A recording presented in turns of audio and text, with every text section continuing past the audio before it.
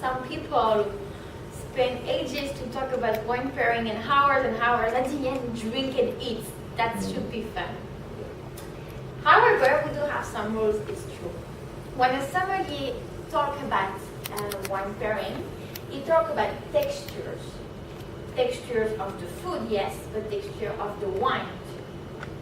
So, you have heard the sommelier talking about roundness, creaminess for the wine. And since you have come to my wine classes many times, you know that the fatness of the wine is basically the glycerol. So when you have those heavy morceaux, big round, this is what we call a round wine, a fatty wine. And for the food, creaminess could be cream or buttery food or all those melty and soft structure coming from some fish or some type of meat. You have that creaminess, meatiness. So we play with those texture in the food and in the wine. Some people would like to do mariage pairing. So I'll give you an example. You take a very round, expressive, massive white wine from Brussels, something which is round like this, and you put in front of it a very creamy, soft dishes. You will have quantity. It's boring. Some people like the opposite. They like some things to cut down and give some relief to the dish. So in front of that creamy, round, big dish, instead of putting a wine which will have the same texture, you look for something with its opposites to cut down that fatness. So to stay with Burgundy, let's say Chablis. Fresh, sharp, dynamic. It cuts down and gives some relief. It's what we call the gentle opposition.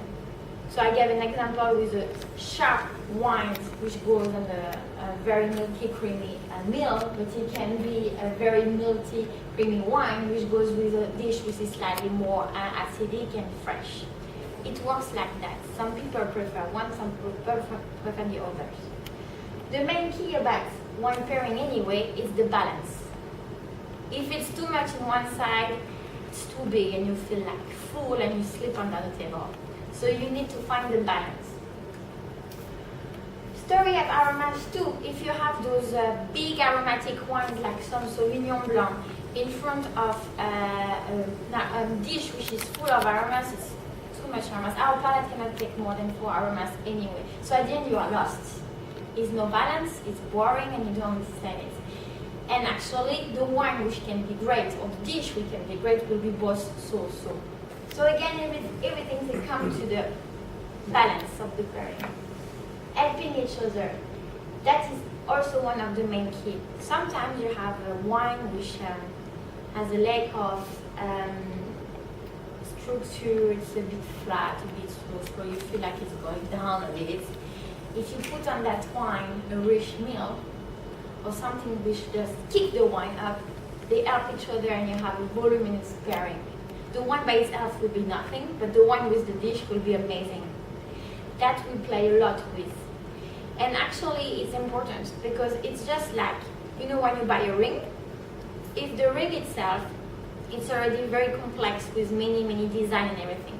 If on the top of it you put beautiful diamonds, gorgeous diamonds, gorgeous ring, at the end is too much of everything.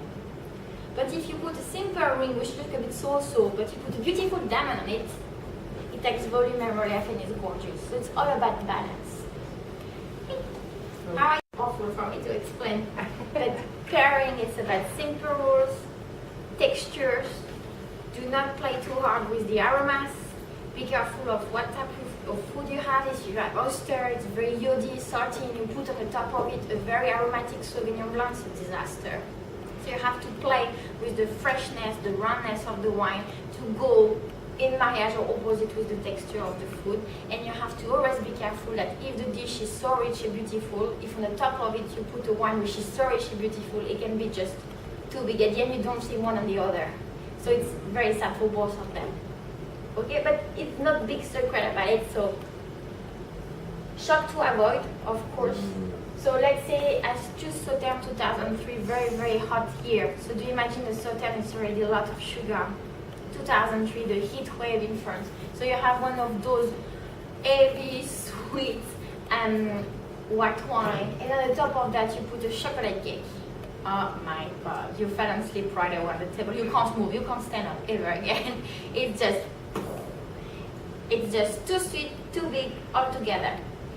Riesling from Germany with lemon pie. So Riesling which is dry, sharp, and freezing, on top of lemon pie which is pretty acidic too.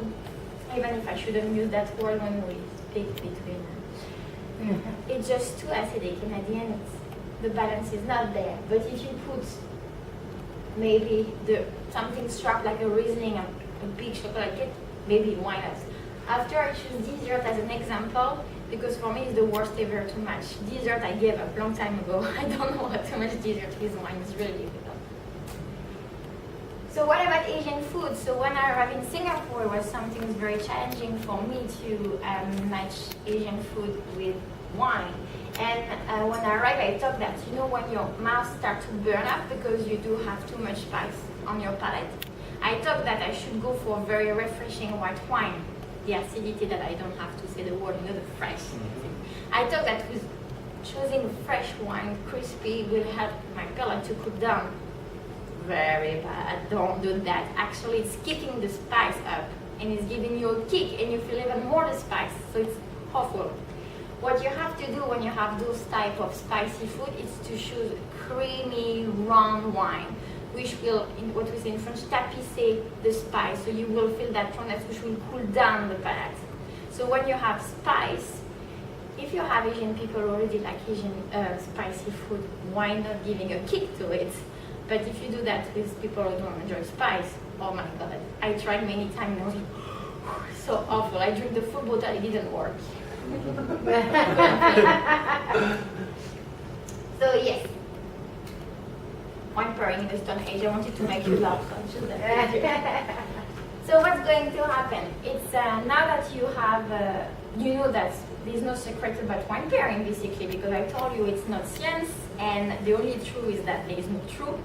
It's true that we follow the couple of rules that I just gave you, texture, everything. So now that you have those key, let's try with Japanese food. I love Japanese food. I think that country is amazing, and they do have a very delicate texture and all their fishes and everything.